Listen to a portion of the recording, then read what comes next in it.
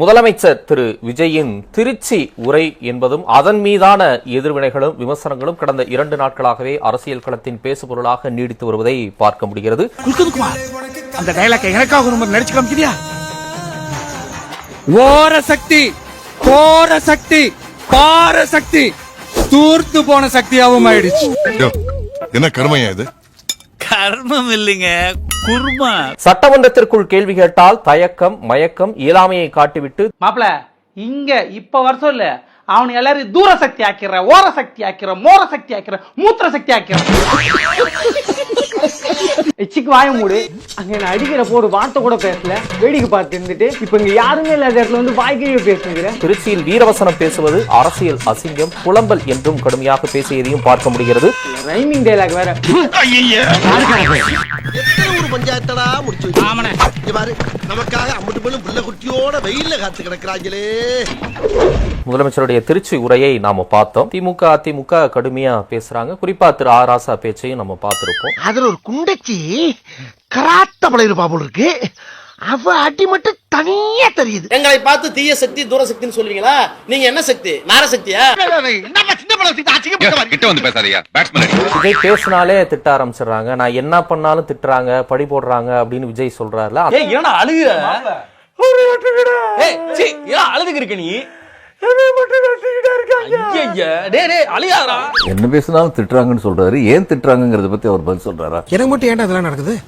மூக்கு கீழே பஞ்சாயத்து கிணறு மாதிரி ரவுண்டா ஒண்ணு இருக்க வாயா, அதை மூடி வச்சிருந்தீங்கன்னா எல்லாம் ஒழுங்கா நடக்கும். இவர் திமுகவை தீய சக்தியினர். எந்தெந்த காரணங்கள்னால தீய சக்தின்னு சொல்லி சொன்னாரு? அந்த குடிமையை வாயால எப்படின்னே சொல்லு. சரி சொல்லாம போ. உங்ககிட்ட சொல்லாம அந்த நாய் வேற யாருக்கிட்டனே போய் சொல்லு. சரி சொல்லு நாயே. அந்த குடிமையை வாயால எப்படின்னே சொல்லு. பெண்களுக்கு பாதுகாப்பு இல்லை, லா அண்ட் ஆர்டர் கெட்டு போச்சு. இதனால இது திமுக ஒரு தீய சக்தி. இது அவருடைய அடிப்படை கருத்து. அதேதான். இந்த சில நாட்கள்ல அவருடைய ஆட்சியில லா அண்ட் ஆர்டர் இம்ப்ரூவ் ஆயிருக்கா? பெண்கள் பாதுகாப்பு இம்ப்ரூவ் ஆயிருக்கா? நீங்க எந்தெந்த காரணங்களை காட்டி திமுக தீய சக்தின்னு சொன்னீங்களோ அந்த காரணங்கள்லாம் உங்க மேலே இன்னைக்கு பாயத்தான செய்யுது. பேச்சாடா பேசுன, கொஞ்சம் நெஞ்ச பேச்சா பேசுன. மன்னர் பரம்பரை, மண்ணாங்கட்டி பரம்பரை, நீயே இப்ப மாவு கட்டு பரம்பரை ஆகிட்டாங்க. இல்ல போதைப் பொருளை எல்லா ஊர்லயும் எல்லா தெருக்கள்லயும் கொண்டு போய் சேர்த்துட்டீங்க. அப்ப அதுல இருந்து மீட்பதற்கு நாங்க போராடிக்கிட்டு இருக்கோம். நீ தள்ளி கிழிச்ச காத்துல தள்ளிக்கிட்டு இருக்க. என்னடா அது? கஜா பிசினஸா? முதலமைச்சர் ஏன் இதை கண்டிக்கல? என் பாசஞ்சரை நான் தாண்டா காப்பாத்தணும், வேற யாரு காப்பாத்துவா? ஆனா அதுக்காக எதிர்க்கட்சி சொல்ற மாதிரி அவர் இதுக்கே தகுதி இல்லாதவர் அப்படிலாம் நான் சொல்றதுக்கு ரெடியா இல்ல. இவ்வளவு நேரம் நீ பேசுற பேச்சிலேயே இப்ப சொன்னது ரொம்ப ஆறுதலா இருக்கு. அவருக்கு அரசியல் அனுபவமும் கிடையாது, நிர்வாக அனுபவம் கிடையாது. தெரிஞ்சுதானே தேர்ந்தெடுத்தாங்க. இவருக்கு அனுபவம், இது நிர்வாக அனுபவம் கிடையாது, அரசியல் அனுபவம் கிடையாது, தெரிஞ்சுதானே தேர்ந்தெடுத்தாங்க. நாங்க போட்டதுக்கு நாங்களா செருப்பால நீ நல்லா இருக்க மாட்டடா, நல்லாவே இருக்க மாட்டடா. இந்த மாதிரி நாங்க போட்டோம். இன்னைக்கு அரசாய் போய் நிக்கிறோம். எல்லா விலைவாசில இருந்து இருக்கிறதுல இருந்து போறதுல இருந்து கற்பழிப்பு, கொல்ல, ரோட்ல நடக்க முடியல. நைட்ல போனா பயமா கிடக்கு, பகல்ல போனா பயமா கிடக்கு, விரிஞ்சு போனா பயமா கிடக்கு. என்னைக்கு இந்த ஆட்சி வந்துச்சு அன்னைக்கே உலகம் ரெண்டா போயிருச்சு. எனக்கு எரிச்சல் வருது. நான் கெட்ட வாரத்துல திக்கி போயிருவேன். ரத்தம் கொதிக்குது உன்னை பார்க்க. ஜாதி மதம் பண அரசியல் எல்லாம் அதெல்லாம் தொடச்செறிஞ்சிட்டு, பண அரசியல் அதெல்லாம் தொடச்செறிஞ்சிட்டு, பண அரசியல் அதெல்லாம் தொடச்செறிஞ்சிட்டு. கன்ஃபார்ம் தானே? கன்ஃபார்ம். என்னப்பா இப்படி மாட்டிக்கிட்டீல? சேலம் மேற்கு அவர் ஆல்மோஸ்ட் எல்லா இடத்துலயுமே 100% அமௌண்ட் கொடுத்தார். 2000 அமௌண்ட் கொடுத்தார். ஐயா, இந்த துடுப்பு மூக்கனை வச்சா இடுப்பு கீழ வச்சீங்க. நீங்க ஐடியா நல்லா தான் பண்றீங்க, ஆனா ஆளுங்க தான் ரொம்ப வீக்கா இருக்கானுங்க. பாருங்க, அடிக்காம அப்ரூவ் ஆயிட்டா. ஜாதி மதம் பண அரசியல் எல்லாம் அதெல்லாம் தொடச்செறிஞ்சிட்டு ஒரு புதிய சக்தி தமிழ்நாட்டுல வந்த கேட பல பேருக்கு பொறாமை. யாரு இத பார்த்து எனக்கு பொறாமை? அட போப்பா. முதலமைச்சர் விஜய் மீது கொலவெறியில இருக்கிறாங்கன்னு தான் சொல்ல வேண்டும். அது என்னமோ மெய்யால இருக்கிறானுங்க, ஆனா உன்னை ரசிக்கிறதுக்கு இல்ல, உன்னை கலாய்க்கிறதுக்கு நெட்ல இருக்கிறானுங்க. கவர்ச்சி அரசியல் சொல்றாங்க. கவர்ச்சி காட்டுறதுக்கு நான் என்ன அப்படின்னு சொல்லிட்டு ஒரு கேப் விடுறாரு. இந்த கவர்ச்சியில மயங்கி மக்கள் நமக்கு ஓட்டு போட்டுட்டாங்களா? நான் என்ன சரி விடுங்க. என்ன வார்க்கும்? நான் என்ன அம்மாடி காம பார்வையாளருக்கு நான் என்ன மக்கள் எப்படி கவர்ச்சி அரசியல் சொல்ல முடியும்? மக்கள் அவ்வளவு முட்டாளா? எனக்கு ஏன் மாமாவை விட விஜய் மாமா தான் பிடிக்கும் அப்படின்னு ஒரு பொண்ணு சிரிக்குது, அதுக்கு பேர் என்ன? எனக்கு விஜய் தான் பிடிக்கும்.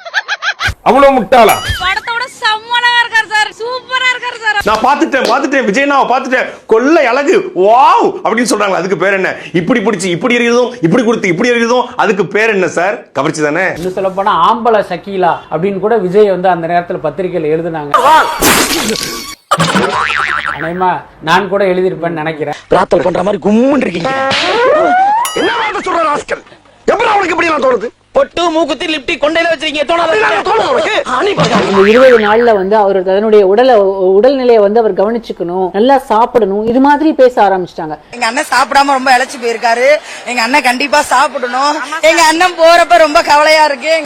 ஏண்டா என்ன குலவனியா கொண்டு போனாங்க? அடிச்சுதானடா கொண்டு போனாங்க? அம்புட்ட ஆசை. அவர் ஒரு ஆரம்பத்துல இருந்தே பாத்தீங்கன்னா ஒரு ஃப்ரேம் போட்டு அதுல திமுகவை அட்டாக் பண்ணணுங்கிற ஒரு நெறியோட இருக்கிறார். ஒவ்வொரு திமுக ஸ்டாலின் சார், திமுகவும் அடுத்து ஸ்டாலின் சார். அது அதிமுக இக்னோர் பண்ணிட்டு அண்ணா திமுகவை அட்டாக் பண்ணிக்கிட்டு இருக்கிறாரு.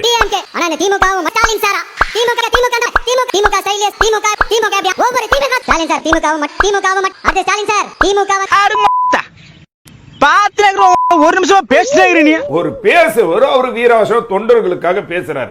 அவருடைய ஸ்டைலே அப்படிதான். இதெல்லாம் ஸ்டைல் மச்சான். ஓ கங்கம் ஸ்டைல் மாதிரி உங்க பங்கம் ஸ்டைலா? வா பங்கம். திமுக இன்றைக்கு என்ன நிலை எடுத்திருக்காங்க? பெட்ரோல் விலைக்கு எதிர்த்து பேசியிருக்காங்களா, இல்ல இன்றைக்கு இந்த குர்பானி விஷயத்துக்கு எதிர்த்து பேசுறாங்களா? பெட்ரோல் விலை எதிர்த்து, குர்பானி விலை எதிர்த்து விஜய் பேசியிருக்கிறாரா? பதில் தெரியல. எதிர்க்கட்சிகள் கேள்வி கேட்கறாங்களே, அதுக்கு அவர் பதிலே சொல்லலையே. பத்திரிகையாளர்கள் சேர்ந்து பதில் சொல்லலையே. வேலைக்கு வாயை திறந்து வக்கனையை கொட்டிக்கிறல்ல, வாயை திறந்து பதில் சொல்றானே கேக்குறாருல. அப்ப அவர் வந்து ஒரு கூட்டத்துல மட்டும் தான் போய் பேசுவாரு அப்படின்னா அது வந்து என்ன? அது ஒரு வீரம். நாமளே கிடையாதுப்பா. நீங்க வந்து தயாரிக்கப்பட்ட உரையை ஒரு வெற்று வசனத்தை மட்டும் பேசுவதுதான் ஒரு அரசியல் கட்சி தலைவருடைய ஒரு நிலைப்பாடா அப்படிங்கறதா? ஓர சக்தி, கோர சக்தி, பார சக்தி. உங்களை வந்து சட்டமன்றத்தில் போய் பேசுவதற்காக தான் மக்கள் முதலமைச்சராக தேர்ந்தெடுக்காங்களே தவிர நீங்க அங்கங்க வந்து பஞ்ச டைலாக் பேசிட்டு திருப்பி போய் பதுங்குவதற்காக மக்கள் தேர்ந்தெடுக்கவில்லை. நீ கேட்ட ஒவ்வொரு கேள்வி என்ன செருப்பால் அடிச்ச மாதிரி இருக்குடா. அதாவது தேர்தல் பிரச்சாரத்துல என்ன பேசினாரோ அதே முதலமைச்சரான பிறகு பேசுறாரு. எனக்கு என்னமோ இது அண்ணாக்கு தேர்தலுக்கு முன்னாடி எழுதின ஸ்கிரிப்ட்னு நினைக்கிறேன். வேஸ்ட் ஆகக்கூடாதுன்னு இப்ப பேசியிருக்காரு. இவர் வெற்றி பெற்று விட்டார், இவர் தான் முதலமைச்சர் அப்படிங்கறதே மறந்துட்டு தேர்தல் பிரச்சாரத்துல பேசின அதே விஷயங்களை தான் மறுபடியும் பேசுறாரு. 108 தொகுதி ஜெயிச்சுட்டு எவனாச்சும் திரும்ப எனக்கும் திமுகவுக்கு தான் போட்டியேன்னு சொல்லுவானா? நாங்களாம் கோட் சூட்டு போடக்கூடாதா, அதிகாரத்துல இருக்கிறவங்க தான் போடணுமான்னு கேக்குறாரு. ஆனா எங்க அண்ணாவே அதிகாரத்துல தானே இருக்காரு. மொத்தத்துல தமிழ்தாய் வாழ்த்துடன் தொடங்கிய நிகழ்ச்சி அண்ணாவின் ஒப்பாரியோடு முடிந்தது. ஒரு பொதுக்கூட்டத்தில், அதுவும் தனக்கு வாக்களித்த மக்களுக்கு நன்றி தெரிவிக்க கூட்டத்தில் வாயில நல்லா வருதுன்னு என்ன அர்த்தம்? நீ எல்லாம் பெரிய மனுஷனாடா. இப்ப இவங்க தற்கொலை அப்படின்னு சொல்றாங்க, அரசியல் புரிதல் இல்லாம போட்டாங்கன்னு. ஆமா இல்ல அதுக்கு என்னப்ப ஒண்ணு இல்ல. இன்னைக்கு நேற்று வந்து தூத்துக்குடியுடைய எம்எல்ஏ ஸ்ரீநாத், மீன்வளத்துறை அமைச்சர், அவர் வந்து தொகுதி மக்களுக்கு வந்து நன்றி தெரிவிக்க போயிருக்காரு. சரியா தானே செஞ்சிருக்கான். 10 போட்டா தப்பா? கிழிச்சான். அந்த லட்சணத்தை நீங்களே பாருங்க.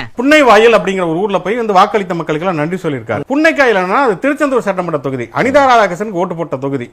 அங்க போய் உட்கார்ந்துட்டு வந்து எனக்கு வாக்களித்த மக்களுக்கு நன்றி அப்படிங்கிறாரு. புன்னக்காயல் மக்களே,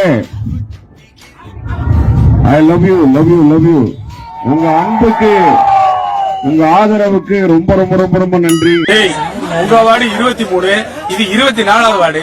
இங்க வந்து ஓட்டு கேக்குறீங்க, இது உங்க வாடே இல்லையே. சும்மா லாஜிக்கே இல்லாம தற்குறி காரி மூஞ்சில துப்பத்துள்ள கூண்டு போய் ஒண்ணு மட்டும் சொல்றேன், எழுதி வச்சுக்கோங்க. இந்த தற்குறின்னு சொல்றீங்கல்ல, இந்த தற்குறிகள்லாம் ஒன்னா சேர்ந்து ஒண்ணுக்கு வேணா அடிக்கலாண்டா, வேற ஒண்ணு நாம பண்ண முடியாது.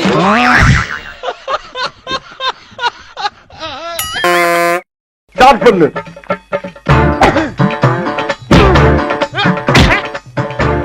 இங்கிட்டு வா. அப்படியா